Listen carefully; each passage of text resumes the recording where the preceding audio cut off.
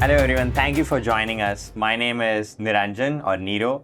I'm the Central AI Product Manager here at Siemens EDA, and I have two amazing people today with me, Jeff and Ryan. Jeff is one of the senior directors here at Siemens EDA with an expertise in AI, and Ryan here is our R&D director for a new Siemens EDA AI system, which we just launched yesterday. And I just wanted to chat with these both to talk about the system, what are the different opportunities, why we are building this, why should we be excited about this. So maybe Jeff, it would be great if you can start with some history, some context on that. Well, we got a lot of history. So Ryan and I have been working together for 20 years. We were part of the original Solido team. We joined in 2006, and we had this mission to speed up Monte Carlo simulations. We needed to do this by multiple orders of magnitude, and we were a startup company, so we need to do this faster die. Mm-hmm. And we learned really quickly in the early days, things that we needed for customers to adopt AI, verifiability, accuracy awareness, and we invented some really cool technologies that have become industry standard methods for that kind of stuff. So been doing this for a long time. Yeah, it turns out that in order to be able to use machine learning or AI in an industrial capacity, you really need to be able to trust the result, right? It has to be verifiable every time. So whatever we're generating, we can't just produce an answer and expect it to work, right? We have to be able to explain why it works, automatically verify it, and the methodology needs to be completely trustable. Oh, that makes sense. Thanks for the background. So it seems you both know each other for like a long time. We can read each other's minds. Yeah. Which is great to have. Which is great to have in a team. So I think before we get into talking about the EDAI system, it seems you both have worked on machine learning, reinforcement learning for almost 20 years now. Why do you think there was a need to have this big effort to create this EDAI system? What were maybe some pain points you might have heard from customers, or even your own motivations to come up with this big project? Yeah, well, the motivations I think are pretty clear, right? Our customers, they need to get their work done. Chip design's not getting any easier. We need to help people go faster. And so what we've been doing with our reinforcement learning approaches for years and years is getting these order of magnitude improvements on runtime. So if you can make something run 10x, 100x, 1000x faster, that's good.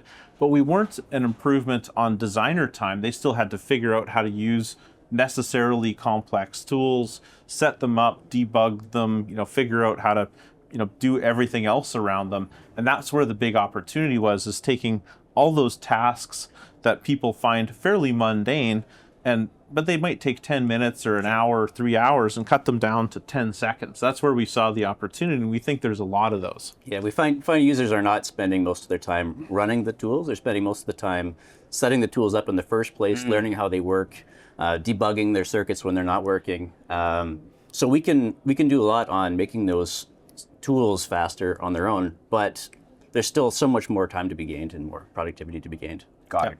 So if I'm hearing it correctly, it's trying to have this multiplicative effect of productivity of on the back end, having this machine learning, reinforcement learning, which are more under the hood, but we need some sort of maybe generative or agentic techniques to use these under the hood techniques in a much more faster or easier manner, lower that activation barrier of learning the tool. Is that what you're going for? That's a big part of it. What do you think? Yeah, absolutely. I remember when I was early in the industry trying to figure out why my simulation wasn't working. And I would spend hours or days combing through logs, trying to find the documentation.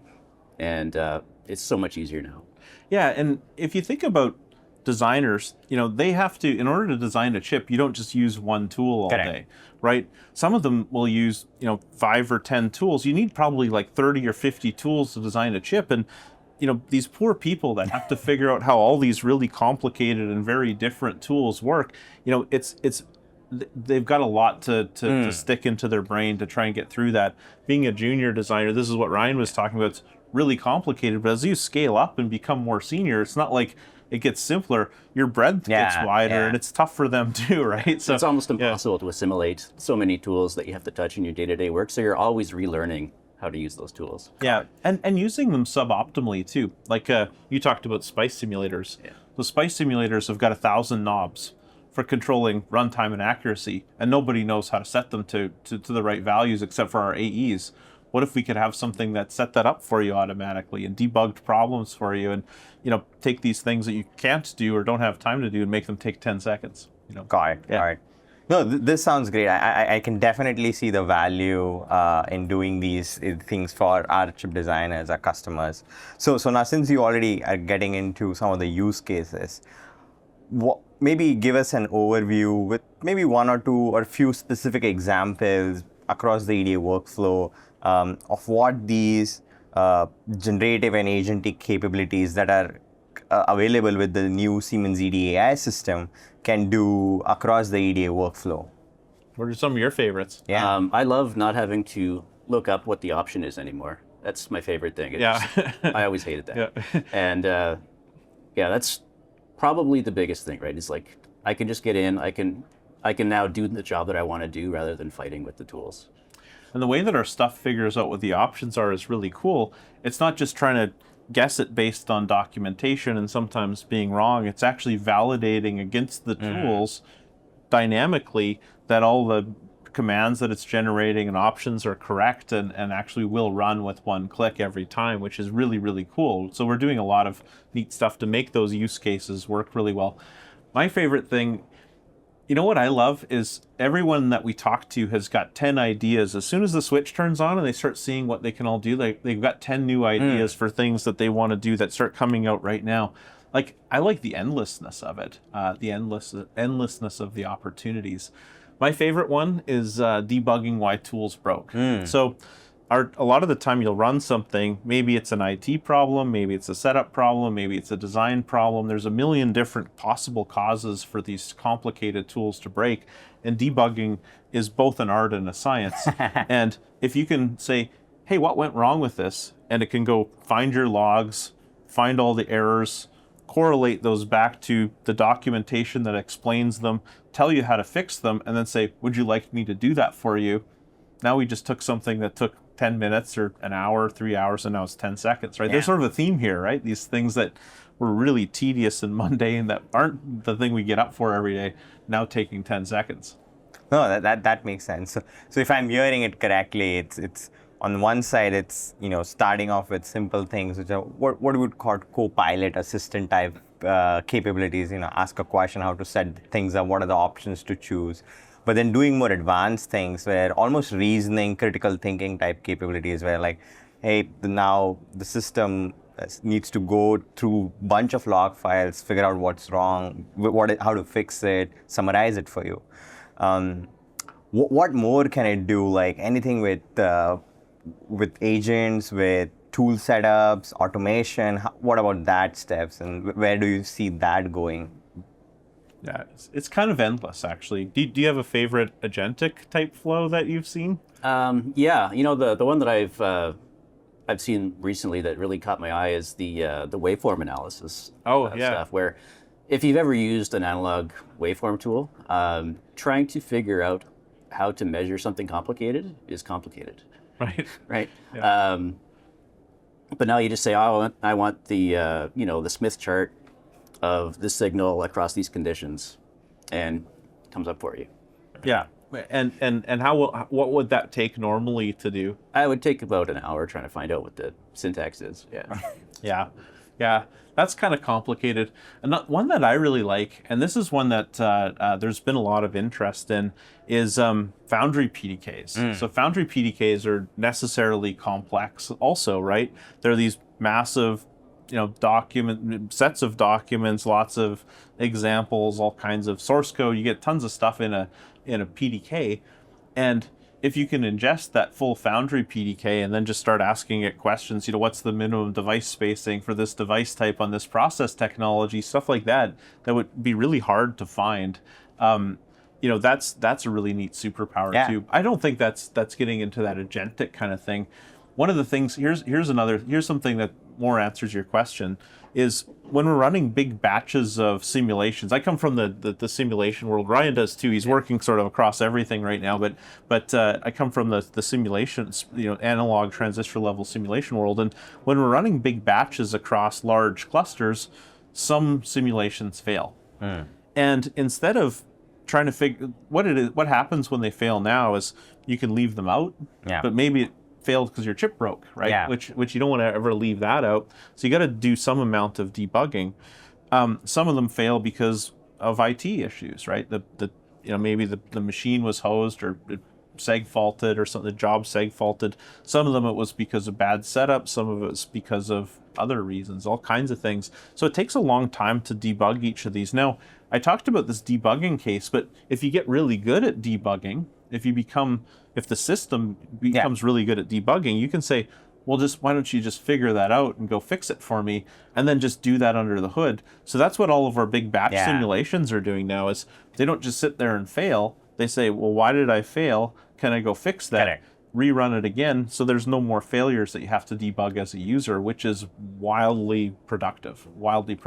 Makes sense. So it's essentially not just critical thinking, but now not just telling you, hey, I thought about this is what you should do. But in this scenarios, it's like taking the action or executing what it was supposed to do to fix it. Exactly. Automatically without asking it to do anything, right? That's the cool thing. It just does it for you. Exactly. Yeah, it's part of the tool. Yeah. That's a huge productivity boost. I think I've read somewhere that 60% of chip designers' time is in debug and tool setups, and so this is going to really affect that. Probably more. Yeah. Yeah.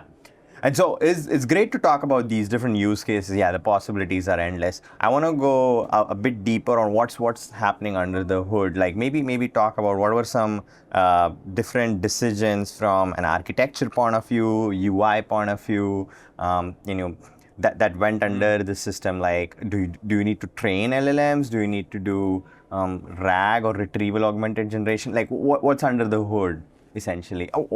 However you can tell us.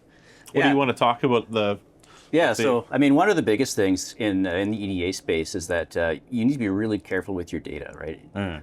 Even within a company, there's really strict data access requirements. And so if we were going to go and train LLMs for every customer, that's not only very expensive, but you have to worry about all this cross-contamination. Okay. So the way we chose to tackle this was using a retrieval-based system. So we feed the LLM all the information that it needs based on querying that data live in a way that knows about all of the organizational access controls and things.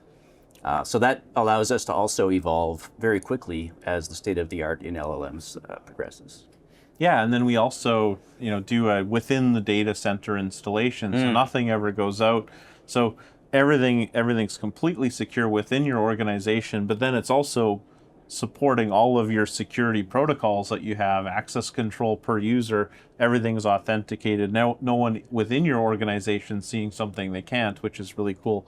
One thing that I thought was really fundamentally important with the design of this is to make sure that we make our Gen AI system available everywhere designers do work. So, everybody's familiar with ChatGPT. How to use ChatGPT? Well, I've got it on my phone and I've got it on the web. But it's not in my tools, and it's not in my Linux command line, and I don't have a handy API that I can just use to easily code things up, and it's quite a bit of work to get under the hood with it. And so one of the things that we did is we built our a lot of access points. So there's a really easy API that anybody can use. So all of our tools are built using the same API to this system. You can call it directly from the Linux command line. So you can say fuse, do something. This is where all of our designers work. There's lots of people that they won't open a GUI ever. They're like morally opposed, right? And we've got plugins into VI. We've got plugins into VS Code.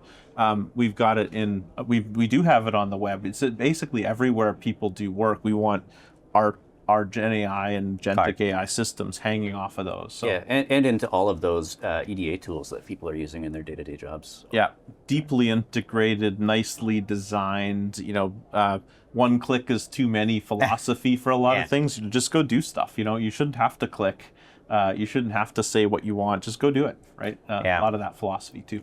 No, this is great. I think this gives a bit more color on, what are the key pillars that form the system. We're talking about integration with tools. Is it only integrated with Siemens EDA tools? I know a lot of EDA customers want to, play with these kind of system, build their own things on top of it. Can you do that?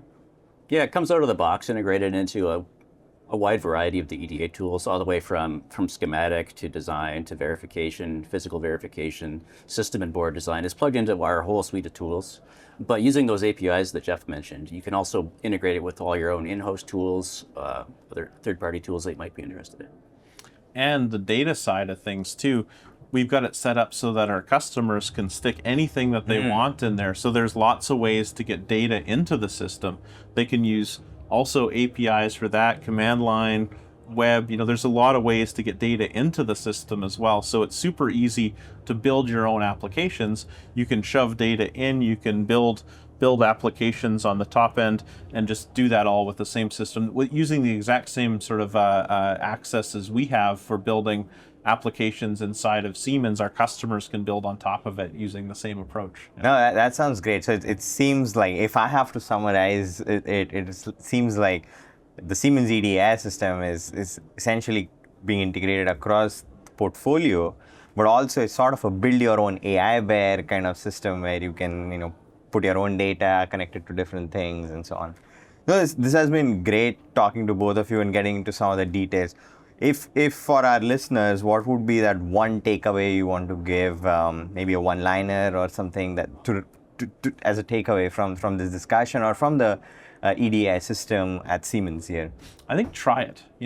There's a lot of skepticism. People have a lot of AI fatigue. And what I see with people who try it, and is the switch turns on, they start saying, oh, look at what that can do. I wonder if it can do this. Then they start becoming curious, and then they start becoming adept and productive with these kinds of tools. So try it out, break the ice, and see what it can do for you. Like that's my number one I like thing. that. Yeah. Just do it. Yeah. And to add, this is just the beginning, right? So the pace of development is exponentially increasing right now. It's pretty wild. Awesome. Yeah, so it seems like, if I have to summarize, it seems like the Siemens EDA system is really a comprehensive generative and agentic AI system for chip and PCB design. That works across the EDA workflow, really gives that productivity boost for chip designers, as well as productivity boost for all the new team members across the EDA workforce. And as Jeff said it, we would really welcome you to try it, see the endless possibilities with it, and you'll be shocked how it's going to transform the EDA workflows of the future.